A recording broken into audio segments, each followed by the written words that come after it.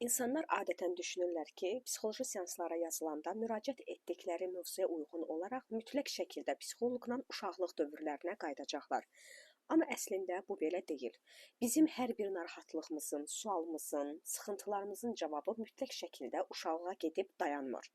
Yəni hər sualın cavabını uşaqlıqda tapmalıyıq deyə bir şey yoxdur. Bu əsassızdır, elmi deyil. Amma bəzi məqamlar var ki, həqiqətən də orada niyə sualının cavabı məhz uşaqlıq dövründə yatdığı üçün uşaqlıq dövrünə qayıdıb müəyyən xatirələri canlandırmaq çox kömək olur. Çünki məsələn biz sevgi dilini necə dalaşaq, dalaşanda necə barışaq, ilk bu anlayışları biz uşaqlıqda valideynlərimizdən, ətrafımızdan öyrənirik. Ona görə də uşaqlığa qayıtmaqda fayda olur. Bəzən bizim spontan işlətdiyimiz hansısa ifadələr, özümüzə qarşı cümlələr məhz uşaqlıqda valideynlərimizin, ətrafımızın bizə dediyi sözlər olur.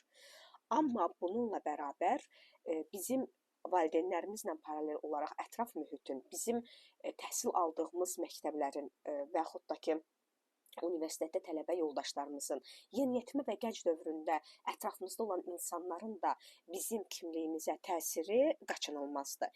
Yəni hər bir halda insanı kim edən mütləq şəkildə bir qrup insan deyil və yaxud mütləq şəkildə ya valideyni, mütləq şəkildə ya ətrafı deyil. Hamısı kompleks şəkildə insana təsir edir.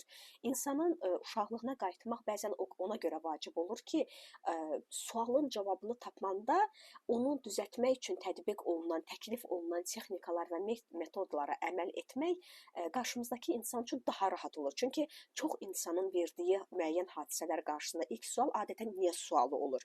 Nəinki bununla mən nə edə bilərəm və yaxud bundan sonra nə edim ki, başıma bu hadisə gəlməsin və yaxud həyat keyfiyyətimi daha artırsın. Ona görə də uşaqlığa qayıtmaq bəzən vacib olur. Amma bu hər zaman keçərli deyil.